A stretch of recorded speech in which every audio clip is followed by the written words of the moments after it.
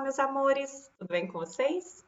Então, o nosso encontro do RH de Elite hoje vai ser para falar sobre recrutamento e seleção. Antes da gente começar aí o nosso tema, sobre o que a gente veio falar, eu quero saber de vocês. Aí, como recrutadores de RH, o que vocês acham que atrai um candidato para uma vaga? Tempo para pensar? O que te atrai para uma vaga? Ficando uma pesquisa da Robert Half, em 2019, né, no ano passado, ela vai dizer que 40% das pessoas acreditam que o que atrai ela a uma vaga é a possibilidade de crescimento dentro da empresa. 20% vai ser sobre os pacotes de benefício que essa empresa proporciona, 17% vai ser sobre os valores da empresa, 5% a distância entre a casa e a empresa, 4% autonomia e assim por diante, números menores de proporção. E é interessante você que trabalha com RH se preocupar com isso, porque esses valores vão mudando e a gente precisa se adequar. Em 2014, quando eu comecei a acompanhar esse tipo de pesquisa, o que mais se sobressaltava de resultado é o interesse, a possibilidade que a empresa dava de conciliar vida pessoal com profissional, ou seja, naquela época o que as pessoas que estavam buscando emprego, o que elas mais se preocupavam era com a qualidade de vida. E é interessante como recrutador a gente pensar como está esse ambiente, o que os nossos candidatos esperam da nossa empresa, para a gente realmente divulgar a nossa vaga alinhado com os interesses da empresa, claro, se a empresa puder proporcionar aquilo que a gente está prometendo na divulgação. Então, para a gente começar efetivamente a nossa aula de hoje, o que a gente vai trabalhar? Os conceitos de RH, né, os conceitos de recrutamento, seleção, a diferença entre eles, falar sobre recrutamento online, focar efetivamente no recrutamento, nas possibilidades de recrutamento, formas de se recrutar candidatos, né? Vamos falar também sobre as etapas de recrutamento, divulgação e atração de candidatos, o processo de seleção, norteadores do processo de seleção online também vamos falar, e algumas consideraçõezinhas finais. Então, tratando inicialmente do conceito, o que é recrutamento? Recrutamento, então, vai ser o conjunto de técnicas e procedimentos que visam atrair o candidato potencialmente qualificado e capaz de ocupar uma vaga atual ou futura para a gente preencher aí o nosso banco de currículo. Já a seleção vai ser um conjunto de técnicas e procedimentos também que visam comparar o candidato. Então, eu sempre falo para os meus candidatos, para os meus alunos, enquanto o processo de recrutamento é a hora da gente gritar, falar, oi, venham para a gente, a melhor empresa para se trabalhar, você vai adorar trabalhar com a gente, é o momento da gente vender a nossa empresa, o comportamento na hora da seleção ele é um pouco diferente. Então, no momento da seleção, é um processo totalmente de comparação entre os candidatos que eu tenho e a vaga que eu tenho e entre os próprios candidatos para ver quem é o melhor para ocupar aquela vaga. E aí, passando então para o nosso recrutamento e seleção online, a gente vê que isso está muito em voga, está todo mundo, principalmente hoje, né? A gente está falando em pandemia 2020, está sendo muito realizado. Empresas que ainda estavam resistentes quanto a esse processo já adotaram esse processo porque não tem como fugir dele e a tecnologia tem nos facilitado muitas coisas. Esse processo tem vantagens e desvantagens e a gente vai discutir um pouquinho sobre elas. Quais são as vantagens, então, de se realizar um processo de recrutamento e seleção online? Primeiro, a agilidade do processo, né? A gente tem processos de análise muito rápido, utilização de palavras-chave para preencher currículos, né, para conseguir os currículos que a gente quer, em vez de ter que ler todos os currículos, a gente pode ficar já só com aqueles que possuem as características que a gente deseja, facilidade de gerenciar esses currículos, né, porque se eu estou falando de palavras-chave, se eu estou falando de um banco de dados, estou falando de plataformas especializadas para gerenciar esses currículos, a gente tem maior facilidade disso. Aumento da produtividade, porque eu faço tudo isso muito mais rápido, muito mais fácil. Diminuição do ciclo de reposição da vaga, né, já que o processo ele é muito mais rápido. Eu tenho possibilidade de encaminhar vários e-mails para os candidatos selecionados, fazer várias provas ao mesmo tempo, e a correção dessas provas, né, e dos testes serem de forma online, isso é muito mais interessante. O maior número de candidatos, então se antes eu me restringia aos candidatos da minha região física, né, de onde a minha empresa estava, hoje eu tenho a possibilidade de ficar com candidatos de todo o Brasil, ou até não, porque não, né, do mundo inteiro. A flexibilidade de horário, porque é o que eu falei, né, a gente, tanto para o candidato quanto para o recrutador, né, ele pode encaminhar e-mails e aplicar o teste em qualquer horário, não precisa se restringir ao horário comercial, já que a gente está preocupado, a gente pode, né, mandar isso online, não precisa ligar para o candidato e outras coisas que não seriam interessantes. O custo para o candidato também, a gente tem que pensar nesse candidato. Às vezes são vagas muito operacionais, esse candidato vai gastar um dinheiro, um ônibus, né, o transporte para chegar até a minha empresa para fazer o processo, vai gastar dinheiro com roupa, vai gastar dinheiro com alimentação, e aí o candidato pode fazer tudo isso no conforto da casa dele. Outra coisa também que a gente vê é que os candidatos comentam também que o processo seletivo nos auxilia no sentido de que ele pode fazer o processo no conforto da casa dele. Então, aquele nervosismo de processo seletivo, ele muda bastante, porque eu tenho a possibilidade, então, de chegar até o meu candidato. Como nem tudo são flores, a gente também tem algumas desvantagens desse processo. A gente tem uma dificuldade técnica, a gente tem candidatos que não estão habituados com a tecnologia, então a gente ainda vê a dificuldade das pessoas de fazerem um processo totalmente online. A gente tem uma falta de compreensão na cultura da empresa para que isso realmente seja executado da melhor forma possível. A gente tem resistência, então, nesse sentido, dos gestores que não se adequam as ferramentas online. A gente tem algumas considerações, né, que falam que a comunicação virtual é uma comunicação fria e por isso é um processo considerado ainda impessoal, mas existem várias formas da gente minimizar o efeito dessa comunicação impessoal. E também a avaliação das soft skills, né, que são os comportamentos. Então, ainda existem pessoas que acreditam que a avaliação, né, o processo de recrutamento ou seleção, principalmente, por meio online, a gente não consegue avaliar as soft skills dos candidatos. Mas, Ju, tratando especificamente do processo de recrutamento, me conta aí, o que é o recrutamento? Como eu já comentei, o processo de recrutamento é a hora da gente divulgar a vaga, da gente oferecer, convidar os candidatos, tentar abastecer o nosso processo de seleção, né? Então, é sempre um processo anterior ao processo de seleção, que ele visa suprir as necessidades atuais e futuras da organização.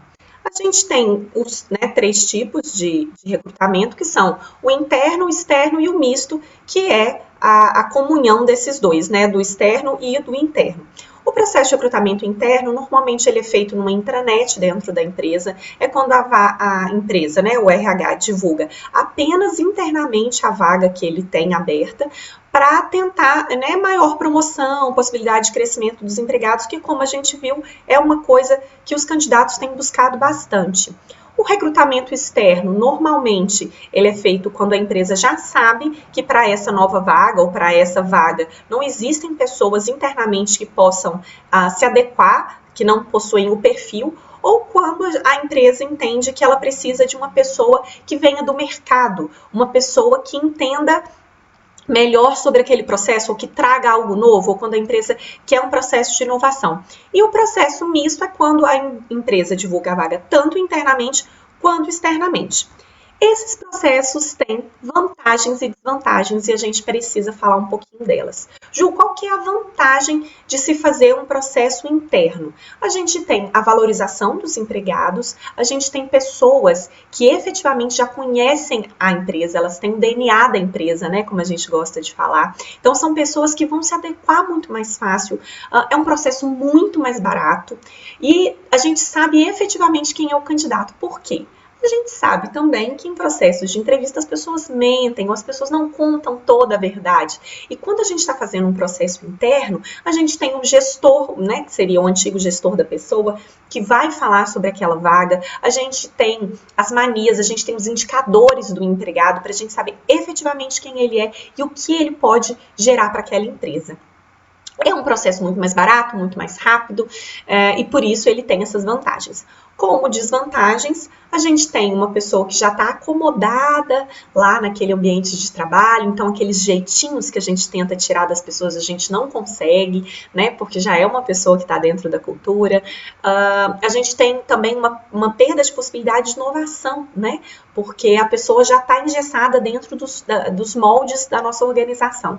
Então ela não traz muita coisa nova, né, que é já pegando o gancho, a vantagem do processo seletivo quando ele é feito de forma externa. A gente vai trazer pessoas, né, que vêm com uma bagagem nova, né, ela vai trazer os treinamentos, né, os investimentos feitos pela outra empresa, né, de onde ela veio, ela vai trazer processos de melhoria, de mudança, porque ela vai ter um novo olhar, né, um novo olhar olhando para os problemas comuns da empresa, e isso também é muito interessante. Mas o processo externo, ele é um processo mais demorado, é um processo muito mais caro, e ele é um processo que tem mais risco, porque a gente efetivamente não conhece aquela pessoa no dia a dia. Cabe aí a organização verificar qual é a melhor forma, né, para cada vaga, qual é o melhor tipo de recrutamento para se fazer. Porque muitas vezes a gente não tem dentro da nossa empresa alguém para ocupar o perfil da vaga que a gente está disponibilizando, e aí o processo de recrutamento externo passa a ser inevitável. Passando então para as formas de recrutamento. Ju, quais são as formas de se recrutar as pessoas? A gente tem um intercâmbio de empresas, que ele é muito comum, ele acontece demais, que são quando essas pessoas estão no mesmo mercado. Então, eu sou do RH, eu vim de uma outra empresa e abri uma vaga para gerente comercial, por exemplo. Quando eu trabalhava na outra empresa, tinha um gerente comercial que no LinkedIn eu já vi que ele está disponível para o mercado, ou ele não está, mas eu sei que se a gente fizer uma proposta bacana para ele, ele vem para a gente. Então, a gente tem esse intercâmbio aí, gente indicando outras pessoas, a gente tem a própria, né, apresentação dos candidatos pelos funcionários da empresa. Então, eu falo, eu tenho um primo que tem esse perfil, eu tenho um colega de uma outra empresa, às vezes não é nem o RH que conhece, né? Às vezes são os próprios empregados que vão indicar. A gente tem um sistema nacional de empregos, né, que divulga vagas para o Brasil inteiro, é um sistema do governo, então é muito interessante também, né, principalmente para vagas técnicas, muito operacionais, tem disponibilizado aí nesse sistema. Tem o contato com as instituições de ensino superior, então é muito comum, principalmente estágio ou para trainee, vagas de recém-formado, a gente entra em contato com a coordenação dos cursos ou com a própria pró-reitoria de graduação para divulgar essas vagas aí da minha empresa.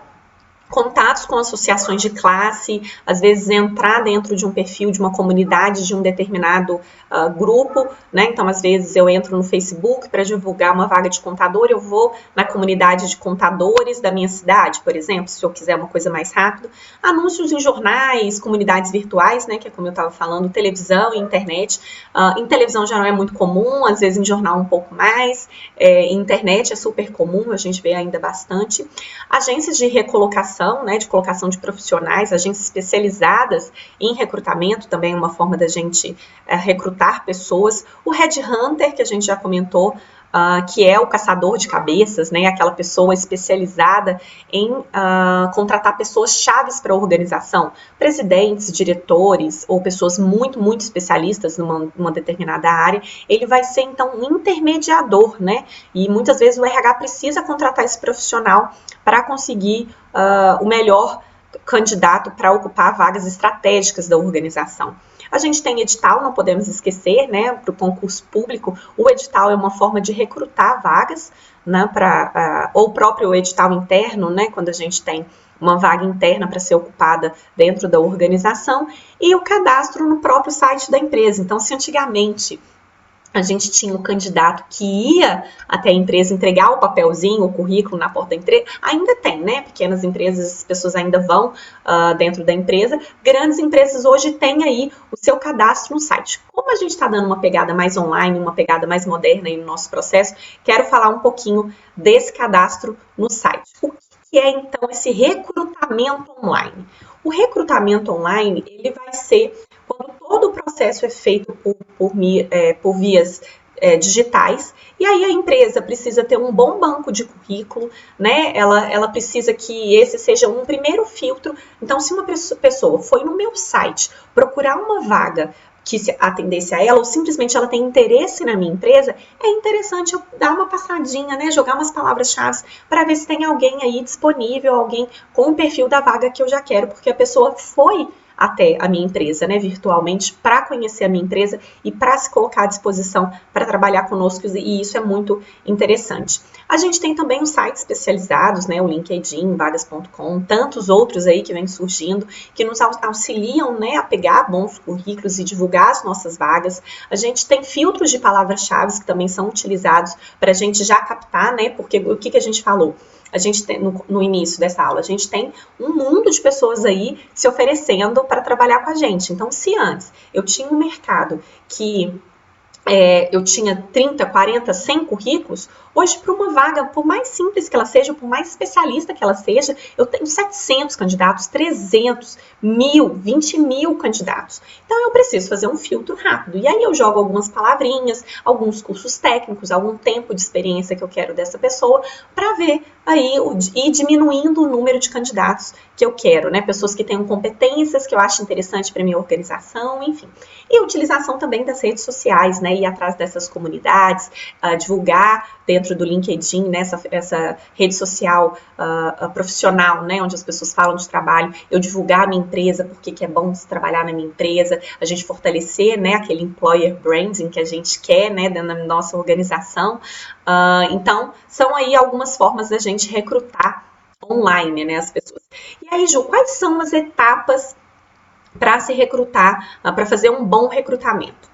A primeira coisa que a gente já falou, tudo em RH começa com uma boa descrição de cargo, né? Qual que é a formação da pessoa vai estar na descrição? Quais são os requisitos mínimos, né? Então, se a pessoa não tiver uma experiência, se a pessoa não tiver um perfil, se a pessoa não tiver um determinado curso, ela nem pode se candidatar, né? A gente nem quer essa pessoa para participar da seleção. Quais são as condições de trabalho para eu saber se eu vou precisar aplicar algum teste, às vezes um teste de força, às vezes um teste psicométrico, às vezes um certificado, né? Que a pessoa tem experiência em mexer com determinado conteúdo, isso é muito importante. Depois, o perfil do ocupante, a gente conversa às vezes com o gestor que está solicitando essa vaga para ele falar qual a experiência, qual tipo de comportamento, coisas que vão além do que já está escrito na descrição de cargo, porque a gente tem que pensar que é esse gestor que vai conviver com essa pessoa, e é interessante que no final do processo, quando a gente encaminha 3, 4, 5 candidatos para esse gestor entrevistar, que ele tenha o mais alinhado com o perfil de trabalho que ele quer.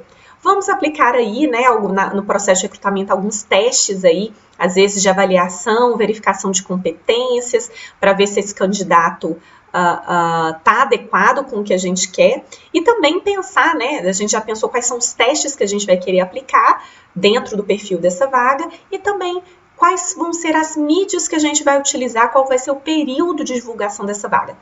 Lembrando que processos de seleção, né, processos de recrutamento, onde a vaga ela exige pouca experiência, poucas competências, pouca formação, a gente pode colocar um tempo menorzinho aí de divulgação e fazer de forma mais simples, porque já vai vir muitos candidatos e bons candidatos que vão aí no processo de comparação poder suprir a nossa vaga, né, poder atender os critérios que a gente quer para a nossa vaga.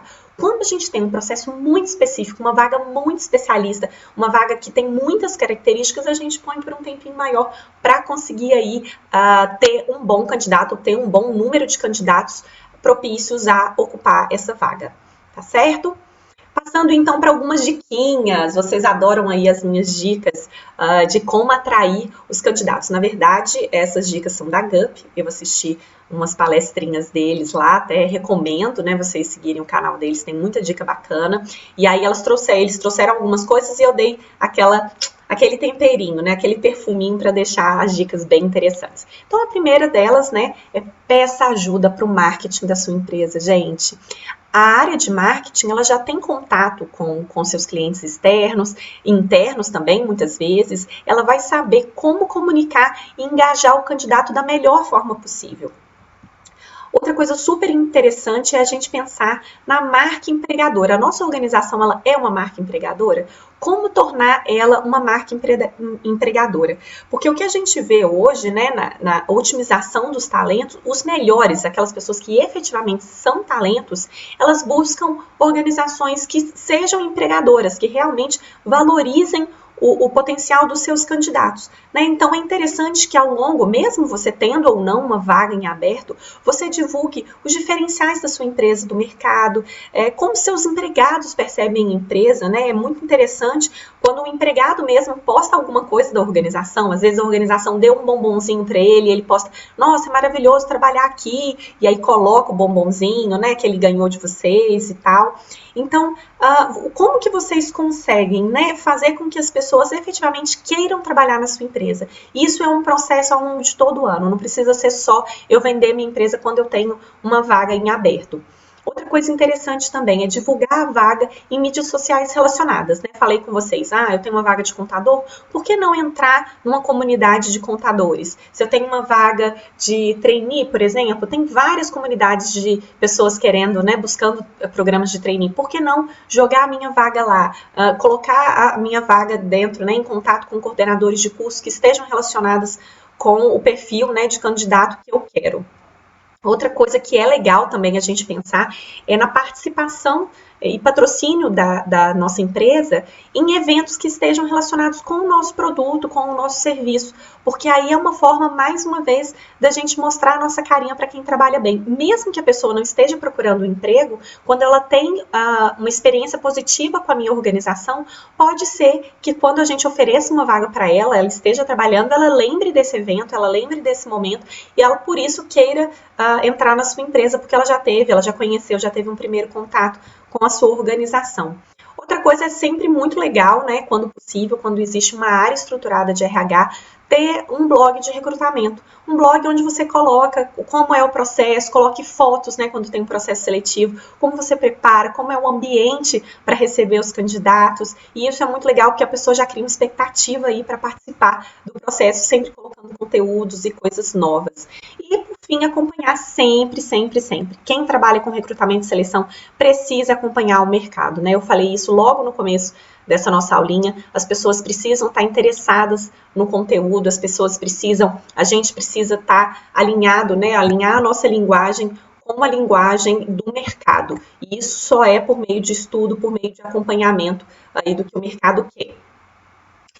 Passando agora para a seleção, Ju, então beleza, já entendi todo o recrutamento, como eu tenho que fazer o recrutamento, coisas que eu preciso me atentar para o recrutamento, mas e aí? E a seleção?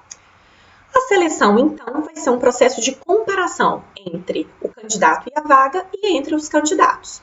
O que ele quer, né? Como que passa a análise de seleção? Primeiro, currículo, que é quando a pessoa entra na nossa empresa, ela se interessa pela nossa empresa. A gente vai ter sempre entrevista e muitas vezes alguns testes aí para a gente avaliar a pessoa, seja numa dinâmica, seja numa provinha, seja num teste psicológico, um teste de personalidade, né, um psicométrico, enfim. Então, existem várias formas aí da gente avaliar e vai depender aí do perfil da sua vaga para você escolher como você vai querer avaliar o seu candidato.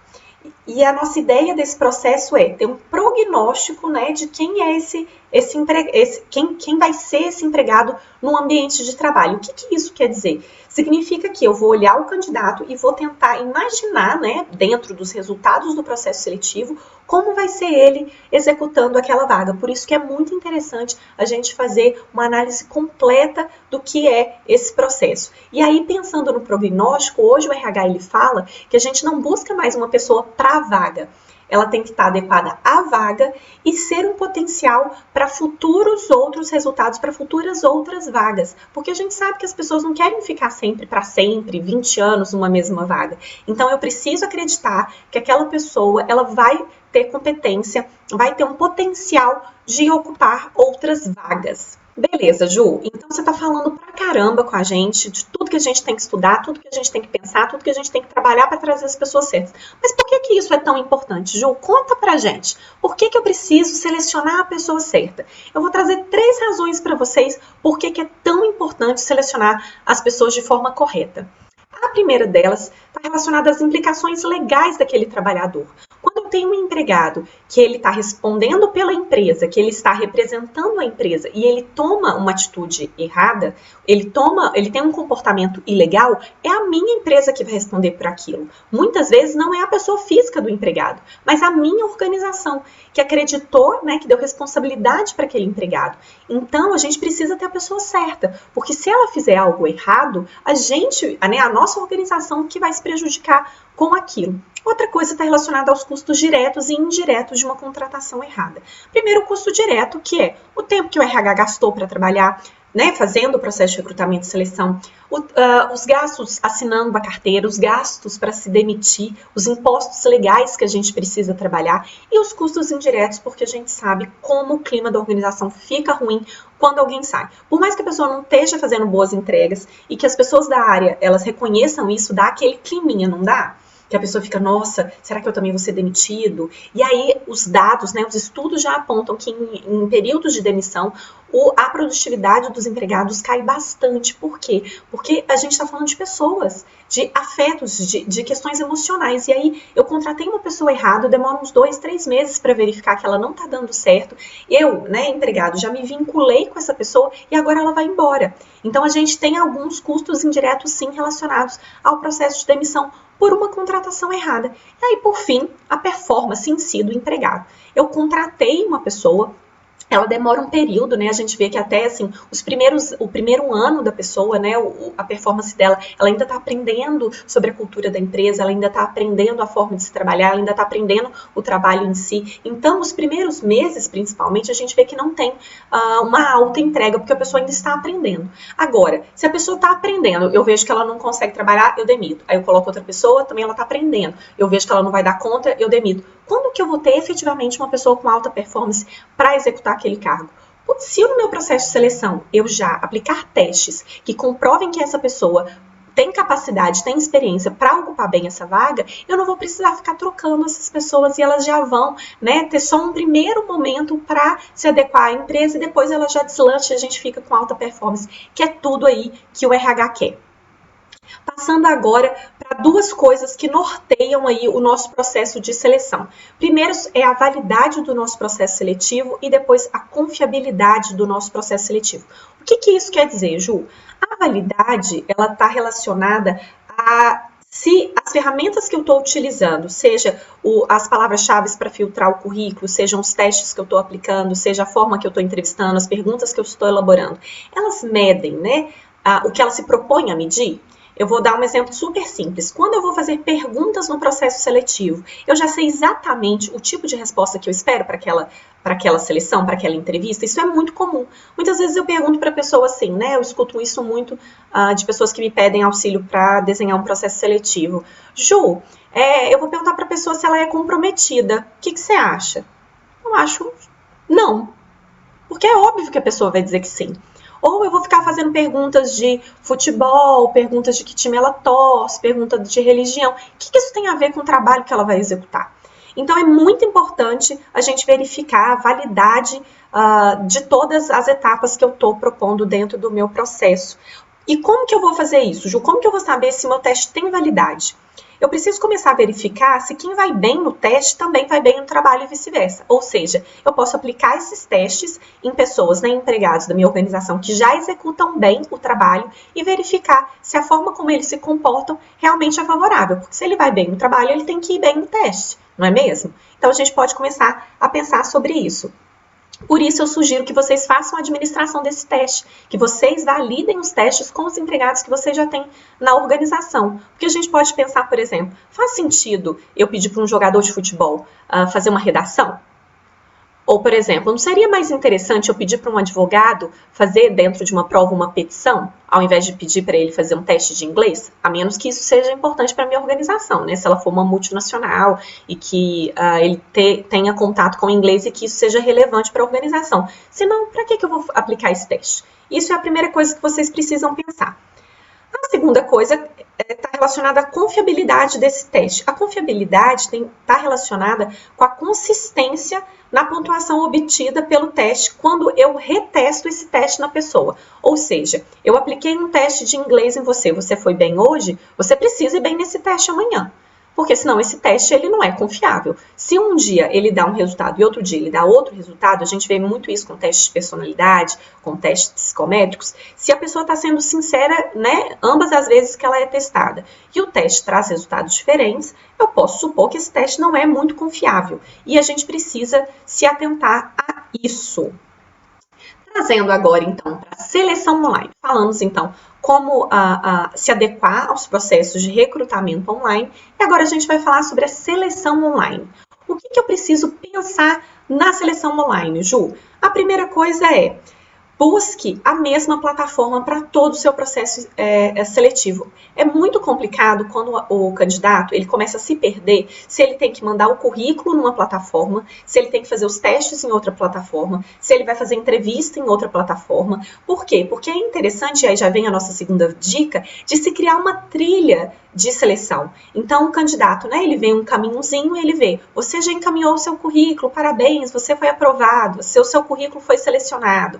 Olha, ainda falta 30% do teste para você completar a etapa de testes da nossa empresa. Parabéns, você passou. E aí a pessoa vai acompanhando dentro da mesma plataforma quais são as etapas. Porque o RH, como a gente falou, no processo de recrutamento, ele já precisa ter toda a etapa desenhada. E aí, quando eu tenho isso, né, de forma clara para o candidato, ele já tem a expectativa do que ele pode esperar para a próxima etapa. Outra coisa que é muito importante e já tem sido falado demais e aplicado demais nas organizações é o fit cultural. Por quê? As organizações têm percebido que por mais que a pessoa desempenhe bem a tarefa dela, se ela não está alinhada com os valores da organização, com a forma de agir da organização, se ela não se interessa por aquilo que a organização tem a oferecer a ela não vai ficar muito tempo naquela organização. Porque a gente está falando que a pessoa está inserida dentro de um ambiente. E se a pessoa, por mais que ela goste do que ela faz, ela não se conecta com aquela organização, ela não dá o melhor dela. Então, por isso, o fit cultural é uma super pegada que as organizações têm feito cada vez mais, porque elas têm visto a relevância que é o match, né, entre o candidato e a organização em que ele está. Outra coisa que é muito comum e muito interessante e dá para fazer de forma online, sim, são os cases. Então, o RH, ele entra na plataforma que ele está trabalhando, convoca os candidatos, né, de forma online, e aí ele fala, olha, gente, a gente tem esse problema, resolvam.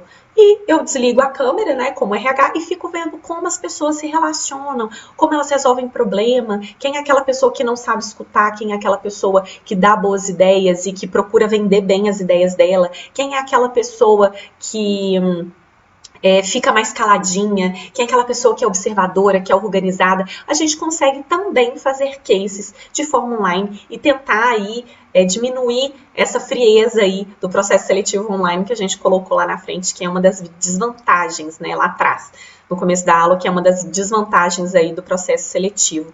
Então, é possível sim também fazer dinâmicas, colocar os candidatos para se comunicarem, para conversarem, criarem plataformas, né, conversarem com os candidatos, mandar e-mail, mandar WhatsApp, para que aquela comunidade, né, de candidatos ela tenha uma boa experiência dentro do processo seletivo. E a mesma coisa entrevista. Isso é uma outra coisa que eu quero pontuar para vocês. Uma coisa muito legal de um recrutamento online é isso. Às vezes eu sou uma RH que fica na matriz da organização, vamos supor, aqui em Itajubá, né, onde eu tô. Eu tô aqui em Itajubá, o RH da minha empresa é aqui em Itajubá e eu preciso preencher uma vaga no Rio Grande do Sul. E o gestor está no Rio Grande do Sul. Como eu chamo esse gestor para fazer a entrevista se fosse presencial? Eu ia gastar para trazer o gestor para cá ou eu ia gastar para ir para o Rio Grande do Sul? E de forma online, o candidato pode estar no Mato Grosso, eu aqui em Itajubá, o gestor no Rio Grande do Sul e a gente consegue conduzir bem essa entrevista. Olha que delícia. Às vezes, no meio do meu processo, que já estava todo desenhadinho, o gestor teve que fazer uma viagem de supetão e não está presente no processo. Eu consigo contactar com ele de forma online e a entrevista roda direitinho, né, sem a gente ter maiores perdas, né, que era muito comum dentro da organização. Às vezes eu ter que remarcar uma entrevista em cima da hora, às vezes eu ter que travar o meu processo porque o gestor teve uma super bomba que ele teve que ir para outro lugar. Então, com o processo online eu consigo agilizar muita coisa, isso é muito legal. Passando agora para as dicas de seleção, né? 6 dicas de recrutamento, 6 dicas de seleção. Quais são as nossas dicas aí para a gente ocupar bem um processo seletivo? Já falei, né, da necessidade de validação e de confiabilidade do seu teste, mas vou trazer algumas coisinhas aí para auxiliar vocês nesse processo. A primeira coisa é: faça uma interação com o seu candidato sempre. Lembra que eu falei no slide anterior, né, que é interessante a gente criar um grupo de WhatsApp, mandar uma mensagem para ele sempre que der, né? Esse impacto social também, ele é muito importante para o candidato. Então, às vezes, no meio do processo, mandar um videozinho sobre a sua organização, falar que como a sua organização impacta outras vidas, quais são os processos de sustentabilidade, quais são os projetos sociais que a sua organização faz. porque o candidato vai ficar com mais brilho no olho para dar o melhor dele dentro do processo seletivo, para poder se mostrar mais, ele vai mais preparado para essa organização, e os maiores talentos também, eles vão querer se vincular a essa organização e não vão desistir do processo, né? Mesmo que a vaga esteja congelada, mesmo que eu esteja num momento de crise, faça essa interação com os candidatos. A segunda dica aí é uma comunicação clara. Lembra que eu falei para vocês sobre a trilha? É importante que o candidato, ele entenda todas as etapas que ele vai ter que passar. Até mesmo para ele olhar e falar, olha, nossa, vai ter teste de inglês, eu não tenho inglês, nem vou participar. E aí você não perde tempo, né? Não perde clareza dentro do processo do candidato, porque ele já sabe o tempo em média do que vai gastar. Se vai ser um processo super curto, com 3 etapas, ou um processo muito longo, de 9, 10, 15 etapas, e aí ele já vai criar uma expectativa realista desse processo. É muito importante. Outra coisa, o RH não trabalha sozinho, eu tô falando isso assim, até babar para vocês entenderem que a gente não pode ficar dentro da nossa caixinha. A gente precisa preparar todos os envolvidos. Se uma das desvantagens do processo seletivo, seja online ou presencial, é que os gestores não estão preparados para esse processo, eu preciso preparar essas pessoas. Eu preciso preparar a recepcionista para saber que naquele dia vão chegar 70 candidatos. Eu preciso preparar, né, a recepção, no caso, né? Eu preciso preparar os gestores para entender que vai ter que fechar a agenda dele por uma tarde inteira. Então, todas as pessoas envolvidas nesse processo, em questões de estrutura, de COF, de suporte, tudo do TI, né? Às vezes eu preciso fazer uma prova online dentro da empresa, então a área de tecnologia da informação precisa estar sabendo que a gente vai ter aquele processo, então prepare todos os envolvidos para não ser pego de surpresa caso algo aconteça. É muito chato quando o candidato chega e ele percebe que ninguém está preparado para receber ele se preparou, ele deu o tempo dele, ele se movimentou para aquilo, e aí de repente o RH está trabalhando sozinho, dá algum problema que o RH não consegue resolver e ele não tem como pedir socorro porque está todo mundo ocupado. A nossa quarta dica é respeite o candidato, gente. A gente está falando muito sobre isso. As organizações, elas têm visto, né, os candidatos, eles são potenciais clientes, se já não forem clientes. E o que a gente vê, não sei se vocês já participaram daquela pesquisa NPS, né, que é a nota média de indicação, aqui quando a gente entra numa loja, enfim, e aí pergunta, de 1 a 10, quanto você indicaria a nossa organização para outra pessoa?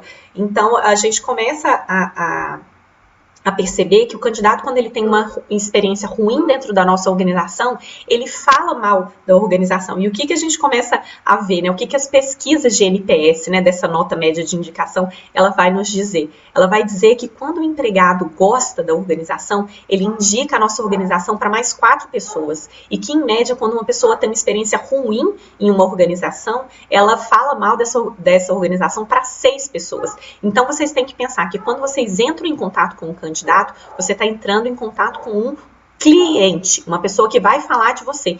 E aí a gente tem que pensar, mesmo que o candidato ele não passe no processo seletivo, quando ele é respeitado, quando ele tem as etapas claras, quando ele tem retorno sobre cada uma dessas etapas, ele vai indicar, ele vai falar bem para outras pessoas, né, para outros amigos que são talentos, pessoas que vão querer entrar na nossa organização. Então, por isso é tão importante respeitar os nossos candidatos. Outra coisa que não pode deixar de acontecer é a avaliação de mercado. A gente já falou isso na aulinha de planejamento de RH, mas a situação de oferta e demanda do mercado, o grau de especialização desse candidato vai influenciar muito no meu comportamento com relação a como eu vou conduzir esse processo. Então, se eu tenho muitos candidatos, eu vou fazer mais etapas, eu vou ser mais criteriosa. Se eu tenho poucos candidatos, necessariamente eu vou ter que ser mais flexível, talvez investir mais em treinamento, vou ter que fazer outros processos, né, de uma forma mais leve, para que os candidatos eles se candidatem à vaga e para que eu consiga preencher aquela vaga. E aí, fazendo um parênteses, outra coisa muito interessante sobre isso é que algumas organizações, quando é uma vaga muito específica, às vezes uma vaga muito estratégica, algumas organizações dão um bônus para o empregado, que indicar um candidato que for selecionado. Então, eu sou de uma área, vamos supor, eu sou da área de TI, e o RH está precisando de uma vaga muito especialista, de uma pessoa muito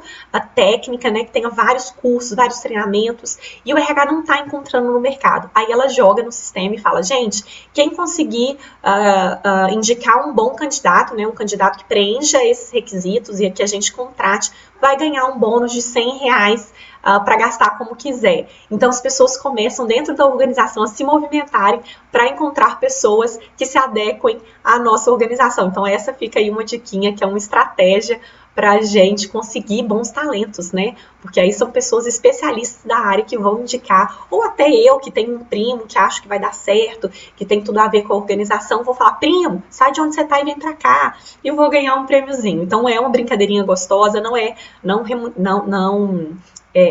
dá prejuízo para a organização, pelo contrário, é uma estratégia aí que vocês podem adotar.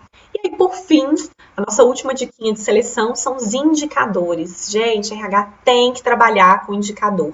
E aí, Ju, quais são os indicadores que eu posso fazer de um processo seletivo? A gente pode, por exemplo, ter um número de acessos na nossa página de carreiras, o número de pessoas que fazem inscrição, né, número de currículos que a gente tem, número de inscritos dentro do nosso processo seletivo, número de candidatos aprovados, né, quantos % das vagas que eu disponibilizei estão ocupadas. A gente pode ver o tempo que eu preciso para fechar aquela vaga, né, se o ciclo de reposição da vaga está maior ou menor, né, em termos de produtividade desse RH. A gente pode pensar, né, também no tempo gasto para cada uma dessas etapas, e aí um adendo. Quando eu estou começando a gastar muito tempo no meu processo seletivo, um processo muito longo, as pessoas começam a se engajar menos, os potenciais, os talentos, eles saem mais rápido, porque eles já foram contratados por outras vagas, e eu começo a pensar que as etapas que eu estou aplicando no meu processo seletivo, elas não são válidas, porque se eu não consigo ir filtrando as pessoas ao longo das etapas, essas etapas estão muito frouxas, elas não estão me permitindo tomar decisões confiantes, né, decisões em dados, para que eu passe para uma próxima etapa com menos candidatos, para que eu possa cada vez mais fazer um processo mais curto e mais assertivo, que é o que a gente quer. Então, voltando aí para os nossos indicadores, a gente tem o número de engajamento das pessoas durante o processo, a gente pode começar a medir quantas pessoas, né, qual a porcentagem de pessoas que vão largando o nosso processo seletivo. Então, a pessoa entrega o currículo, mas não faz o teste, ou faz o teste também, mas não vai na entrevista. E também medir a satisfação dos gestores com relação aos candidatos que a gente está entregando para eles, né? Isso também pode ser uma avaliação. Outro funil aí que a gente pode colocar de indicador, vocês veem quantos indicadores a gente pode trabalhar só com esse processo de RH, é o funil de contratação, né? Qual que é o nosso número de inscritos até a etapa final, o número de conversão por etapa, a forma, né, de fazer o processo seletivo por área ou por vaga. Então, esse funil de contratação, você pode fazer vários critérios, né? Eu posso colocar para as áreas tal, eu demoro tanto tempo, para a área gerencial demoro mais tempo, para a área operacional eu gasto menos tempo, para processos assim, né, para um determinado tipo de vaga, quando é muito especialista eu gasto tanto tempo, e aí você consegue fazer outros filtros que sejam interessantes aí para a sua organização. A gente finalizar, então, essa nossa deliciosa aula aí de recrutamento e seleção, eu quero falar algumas coisas com vocês que é muito importante de vocês, como tudo que eu tenho falado aqui, mas que é muito importante vocês se preocuparem. A primeira coisa, a sequência desse processo seletivo. É muito importante a gente criar uma sequência e guardar todas as informações que eu vou colhendo de cada uma das etapas, para eu bater uma etapa com a outra e verificar se aquilo faz sentido ou não. Às vezes, vamos supor que eu tenho um candidato que ele passa a sensação de que ele é arrogante. Então, no currículo dele, a forma de escrever, eu faço essa observação. Na entrevista, num teste, eu falo, para essa vaga eu preciso de mais humildade, essa arrogância não vai dar certo aqui não. Então, isso pode ser um critério no final. Porque se eu vou fazendo as etapas e simplesmente uso a etapa e jogo fora o resultado, eu não consigo trazer valor daquela etapa. As etapas são simplesmente para eliminar candidatos e não efetivamente para me dar informações para as próximas etapas. Então, tenham sim uma sequência com informações para que eu utilize na fase final, eu tenha o maior número de informações sobre aquele candidato para que eu possa ser mais assertivo. Outra coisa super importante, gente, discriminar o candidato. Para que eu vou perguntar, né, qual é a religião da pessoa, se a pessoa pretende ter filho naquele ano, qual o time que ela torce, como que isso vai agregar para a vaga dela? A pessoa está lá naquele momento oferecendo a força de trabalho dela. Então, pelo amor de Deus, né, não vamos discriminar um candidato ou outro. Outra coisa que é fundamental no RH, confidencialidade dos dados. Eu não posso pegar um teste psicométrico, né, um teste psicológico, e sair divulgando. Então, eu, Juliana, sou uma empregada, indiquei um amigo meu para uma vaga, e aí, de repente, o RH fala, nossa, Juliana, você indicou aquele candidato, e no teste de personalidade dele deu isso, isso e aquilo. Ou o candidato se expõe, né, a gente tem que pensar que é uma situação onde a pessoa quer dar o melhor dela, que ela, muitas vezes ela quer ser o mais verdadeira possível, e aí ela vai contar um trauma que ela teve numa outra organização, um problema pessoal grave dela, e aí você vai divulgar isso. Ou você vai fazer um teste toxicológico naquele candidato, e aí dá que ele está utilizando alguma droga, e aí você vai contar isso para outras pessoas. Então, RH, entenda que aqueles dados devem ser utilizados só para quem está participando daquele processo, só para pessoas que vão tomar decisões dentro daquele processo, mas ninguém tem que ficar sabendo de nada. E isso é para qualquer ação, qualquer subprocesso dentro do RH, ok? E aí, para matar com chave de ouro, a gente vai falar sobre ética. Todo processo seletivo tem que ser baseado em ética. Tudo que a gente faz tem que ser baseado em ética, mas principalmente dentro do processo seletivo. Ou seja, só pessoas autorizadas devem ter acesso às informações do candidato e as etapas e os testes devem ser iguais para todos os candidatos. Não cabe eu olhar para a cara de um e falar, acho que eu preciso aplicar esse teste. Ah, não, esse aqui não. Já está na cara dele que ele sabe, eu não vou aplicar nada não. As pessoas precisam ter as mesmas condições para serem selecionadas dentro de uma organização. Ok? Então, gente, é isso que eu vim falar para vocês. Se você gostou desse vídeo, se inscreve aqui no canal Todo Mundo Odeia o RH, pra gente ver se para de odiar o RH, né? Começa a entender melhor esse maravilhoso mundo de RH que eu adoro falar com vocês. Meu e-mail, para quem tiver dúvidas, quiser fazer perguntas, profajurrios@gmail.com. E aí, se você puder, se você quiser, deixa seu comentário aqui, dá indicação de outros vídeos, que vai ser um prazer melhorar o seu conhecimento dentro dessa área, tá certo? Então, beijo no coração de vocês, fiquem com Deus e até a próxima!